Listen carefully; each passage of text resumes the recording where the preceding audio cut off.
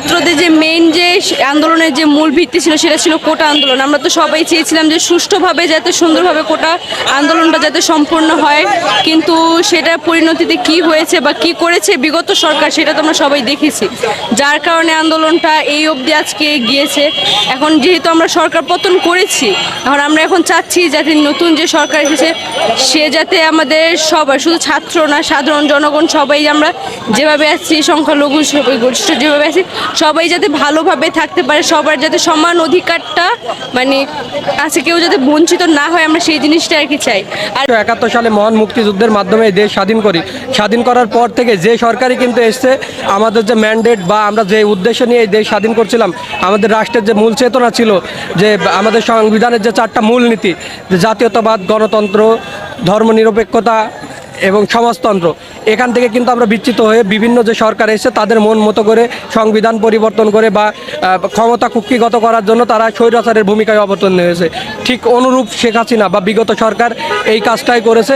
তো আমি এই আন্দোলনের মাধ্যমে আমরা কিন্তু সেই সরকারের পতন ঘটিয়েছি এবং আমাদের যে বাঙালি যে আমরা জাতি, যে আমাদের সেই জাতির সৃষ্টি থেকে যে আমরা সংগ্রামের মাধ্যমে স্বাধীনতা অর্জন করতে জানি সেটা প্রমাণ করেছি। এই থেকে আমি ভবিষ্যৎ যে রাষ্ট্রনায়কেরা বা যারা রাষ্ট্রপ্রধান হবেন, রাষ্ট্রের ক্ষমতায় আসবেন, তারা যেন অবশ্যই সতর্ক থাকে, যেন আমাদের জনগণের ইচ্ছার যেন প্রতিফলন হয়, তাদের ইচ্ছার যেন কোনো ব্যথাই না ঘটে। আমরা পুরাতন সরকারকে আর দেখতে চাই না।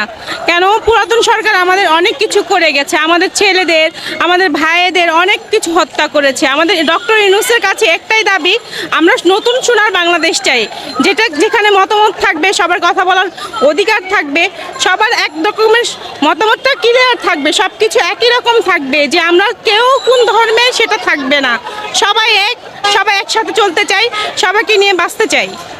গত স্বৈরাচারী সরকার যে কাজটা সবচেয়ে বেশি ক্ষতিগ্রস্ত করেছে দেশকে, সেটা হচ্ছে সার্বভৌমত্ব নষ্ট করে দিয়েছে।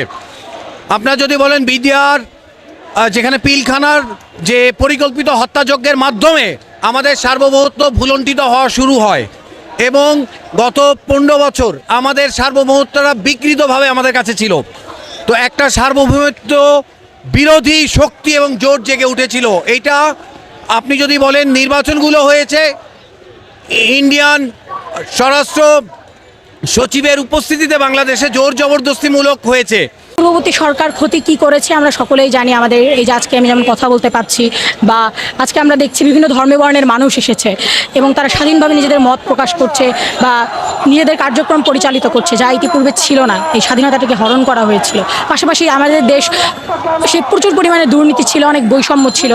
তো এখন আপাতত আমি চাই এর পরবর্তীতে আমার দেশে এই ধরনের কোনো প্রকার বৈষম্য না থাকুক, কোনো ধর্ম, বর্ণ, লিঙ্গের ভিত্তিতে কোনো ধরনের বৈষম্য সৃষ্টি না হোক, কোনো জাতপাতের ভিত্তিতে বৈষম্য সৃষ্টি না হোক, এবং প্রত্যেক মানুষের বাক স্বাধীনতা, বিশেষত আপনার দ্বিমত প্রকাশের স্বাধীনতা যেন থাকে। শেখ হাসিনার কারণে তো আমাদের দেশে অনেক মানুষ আর কি হয়েছে, মারা গেছে আর কি, অনেক কিছু শহীদ হয়েছে। শেখ হাসিনার কারণে এগুলো হয়েছে, না হলে এত কিছু হতো না। কারণ শেখ হাসিনা যাওয়ার পরে আমাদের দেশটা এখন আমরা ইনশাআল্লাহ আমরা যদি সামনে এগিয়ে যেতে পারি ডক্টর ইউনূসের জন্য, এটাই দোয়া করি সবার কাছে।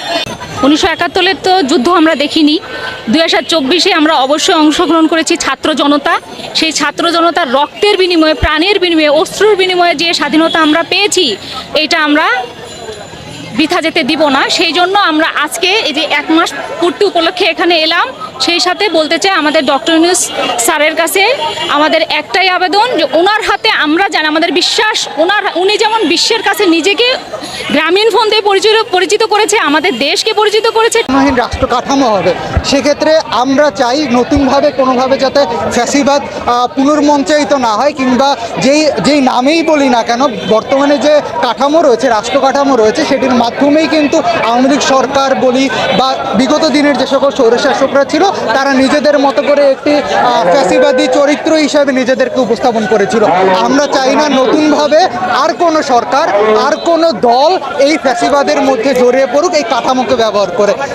আমরা যে একটা শাসনের মধ্যে ছিলাম, সেটা আমাদের মুখের বাক স্বাধীনতা ছিল না, আমরা নিষ্পেষিত ছিলাম। আজকে আমি এই জন্য গর্বিত যে আমরা একটা নতুন অবস্থান পেয়েছি, আমরা আজকে মুক্ত বিহঙ্গের মতো চলাফেরা করতে পারতেছি।